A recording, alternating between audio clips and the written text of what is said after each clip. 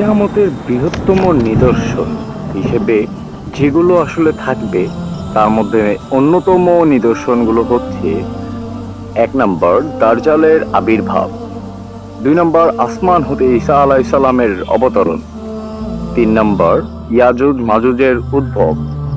4 নম্বর, 3টি বৃহত্তম ভূমিধ্বংস হবে। 4 নম্বর, পশ্চিম দিগন্তে প্রভাতের সূর্যোদয় হবে। এবং 6 নম্বর, হাসরের ময়দানের দিকে তাড়নাকারী অগ্নি। তো যাই হোক, এই মাসির এবার আমরা চলে যাচ্ছি মূল পর্বে। সে কি বর্তমানে জীবিত? ইতিপূর্বে কেউ তাকে দেখেছে? তার দৈহিক বৈশিষ্ট্য কি? আবির্ভাবের কারণই বা কি?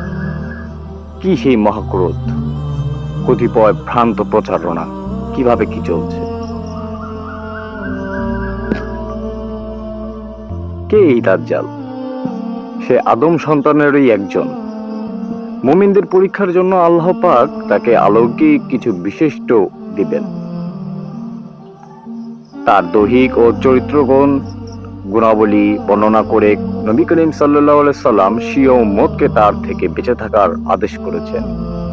দাজ্জাল সম্পর্কে আমাদের বলতে হবে, কারণ জ্ঞানী ও উত্তরণের একমাত্র পথ।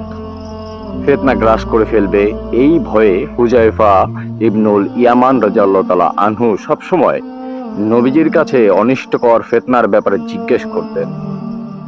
দাজ্জালের ফিতনাটি নিঃসন্দেহে পৃথিবীর ইতিহাসে সর্ববৃহত্তম ফিতনা। সকল নবী রাসূল স্ব উম্মতকে তার ব্যাপারে সতর্ক করেন।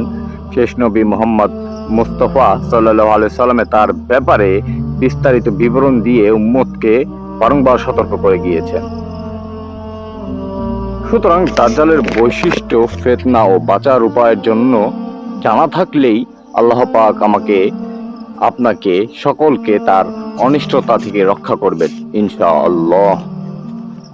মাসিহুদ দাজ্জালের নামকরণ আসলে কোথা থেকে হলো? আরবি মাসি শব্দের অর্থ বিকৃত করে দেওয়া হয়েছে, মুছে দেওয়া হয়েছে, এমন তার বাম চোখটি বিকৃত ও মোচিত হবে, অর্থাৎ কানা সবকিছু এক চোখে দেখবে। অনেকে বলেছেন যে সঠিক শব্দটি আসলে মিসি বা মিসিক। আরবিতে শব্দের আরেকটি অর্থ হচ্ছে ঘোরাফেরা করা বা ভ্রমণ করা। এই হিসেবে অনেকেই বলেছেন যে দাজ্জাল যেহেতু সারা বিশ্বে ভ্রমণ করবে, তাই তাকে মাসিউ অতিক্রম বা ভ্রমণকারী বলা হয়ে থাকে।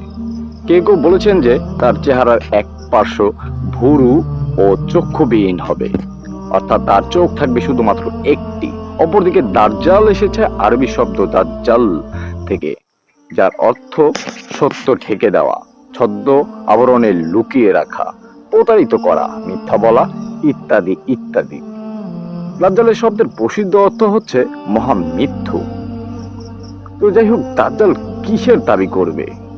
মহাদুর্ভিক্ষের কাজে যেমন মহাদুর্ভিক্ষ আসবে, তখন কালে কালে দাজ্জাল খাদ্যদ্রব্য নিয়ে এসে বলবে, আমি হচ্ছি সমগ্র জগতের পালনকর্তা। হে লোক সকল, তোমরা আমার প্রতি ঈমান আনো, আমি তোমাদের খাদ্য দেব, পানি দেব, সম্পদ দেব, যা চাও সব দেব। নবী করিম সাল্লাল্লাহু আলাইহি সাল্লাম বলেছেন, স্মরণ রেখো, দাজ্জাল কিন্তু এক চোখে কানা হবে, আর তোমাদের প্রকৃত লালন পালন কর্তা কানা নন। বুখারী শরীফে এটা উঠে এসেছে যে সামনে আরো বিস্তারিত বিবরণ আসবে ইনশাআল্লাহ।